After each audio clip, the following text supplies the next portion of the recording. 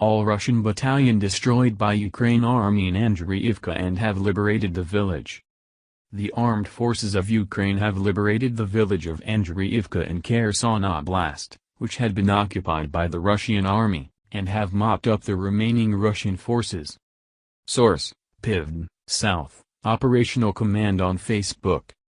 Details: Ukrainian military aircraft, including attack planes, bomber jets, and helicopters, have conducted 4 strikes on Russian forces, in southern Ukraine.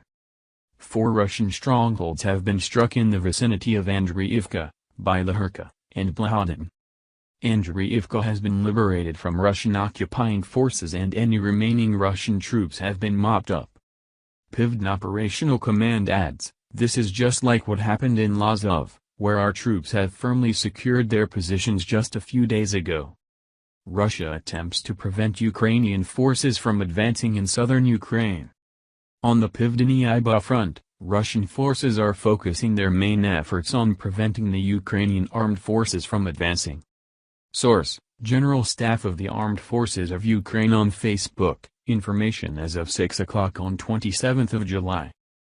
Details: There were no significant changes on the Volyn, Polissa and Sivershkina fronts.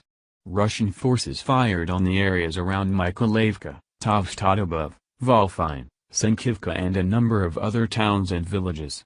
In addition, the Russians are conducting regular aerial reconnaissance in an attempt to scout the positions of the Ukrainian defense forces in the areas near the Ukrainian-Russian border in Sumy and Chernihiv oblasts. On the Kharkiv front, Russian forces used tubed and rocket artillery to fire on the areas around Kharkiv, Chuiv, Shevlivka, Kranopolia and many other towns and villages. Russian troops are using their pontoon crossings in order to improve their logistics and supply systems. On the Sloviansk front, the Russians used tanks and tubed and rocket artillery to fire on the areas around Nordsivka, Bohorodich, Delina, Chepel, Velika Kamishuvaka, Adamivka, Mazanivka, Huzarivka and other towns and villages.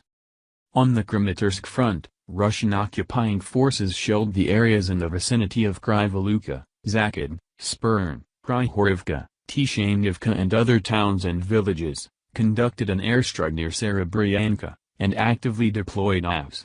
The Russians conducted assault operations in the area around Verkhnokamiansk but were unsuccessful and retreated. On the Bakhmut front, Russian occupying forces fired on civilian infrastructure in the areas around Bakhmut, Bilohirka, Yakovlivka, Soledar, Bakhmutsk, Pokrovsk and New York.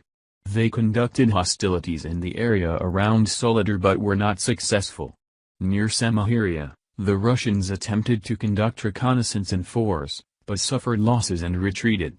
Fighting is continuing in the areas around Samahiria and Kodyma. On the Avdiivka, Novopavlivka and Zaporizhzhia fronts, Russian occupying forces continued to regularly fire on civilian and military infrastructure in the areas around Pisky, Vremivka, Kranorivka, Marinka, Karlivka, Upitn, Volodar, Hulyipol, Kamiansk and a number of other towns and villages. A Russian UAV was seen in the vicinity of Pavlorad. On the Pivdeniiba front, Russian forces are focusing their main efforts on preventing the Ukrainian armed forces from advancing and have used AVs to conduct aerial reconnaissance in the area. The Russians also shelled the areas in the vicinity of Isakorivka, Trudolyubivka, Tokrov, Kyslivka, Partizansk, Kavkaz, Lazov, Pribuzk, Polyana and Luperv and conducted airstrikes near Lyubomirivka and Novomykolaievka. Russian forces conducted assault operations in the area around Bilohirka but were unsuccessful and retreated.